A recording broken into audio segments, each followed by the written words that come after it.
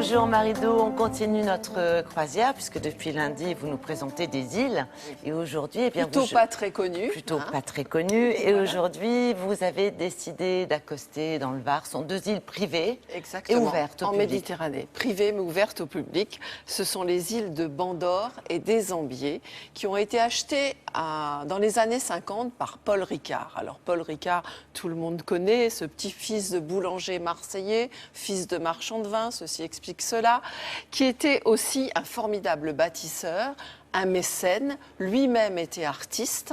Ça, on ne le sait pas. Et voilà, ça, on le sait beaucoup moins. C'est vrai que l'artistique est très développé là-bas. Exactement, et on le découvre quand on va aux Ambiers, la plus grande de ces îles qui fait 95 hectares. Il y avait des vignes, il y a toujours des vignes, des criques, et puis bien sûr, il l'a développé.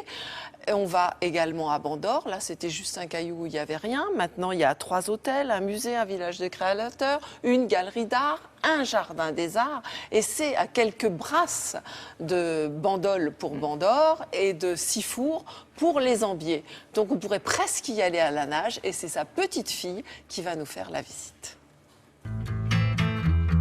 À quelques brasses de la côte provençale, il était une fois un caillou battu par les vents et un archipel où séjournaient les oiseaux.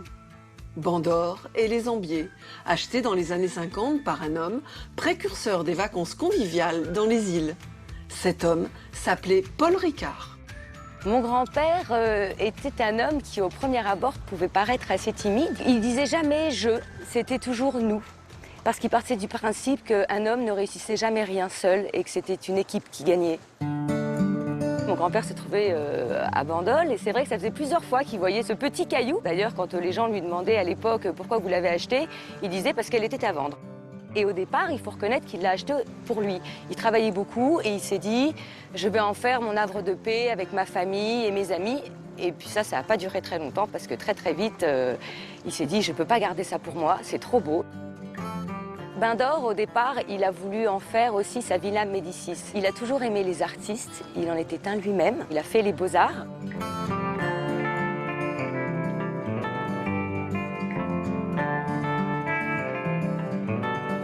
Quand il l'a construite, il a fait venir des sculpteurs, il a fait venir des peintres.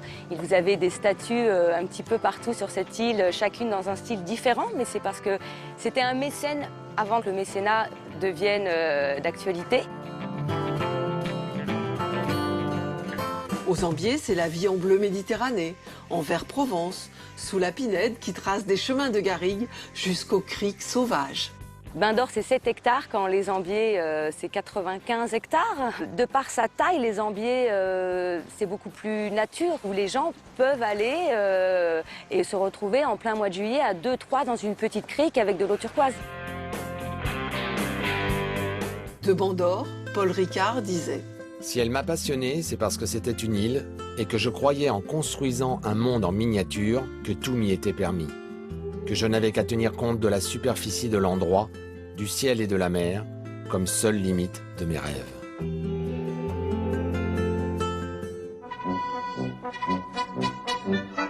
Le Délos, un nom grec pour un hôtel dans le goût d'une villa italienne. On dirait les années Cocteau.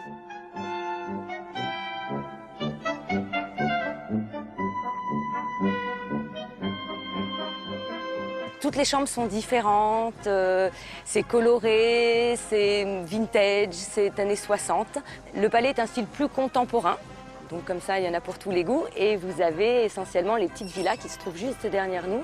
Et vous avez 8 villas sur le port, dans un style tout à fait méditerranéen. On dirait vraiment des petites maisons méditerranéennes cachées au fond de leur petit jardin privatif. Et vous avez un anneau dans le port de Bandor pour venir en bateau. Dolce Vita à la provençale, avec le bonheur en héritage.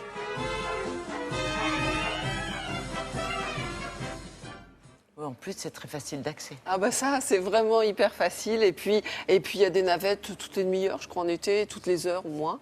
Et si vous voulez en savoir plus sur cet homme étonnant, Paul Ricard, son livre « La passion de créer », vous remarquerez que le monsieur avait un visage très pagnolesque. C'est vrai, oui, tout à fait. Voilà. Et il y a des animations tous les soirs d'été à peu près dans les îles.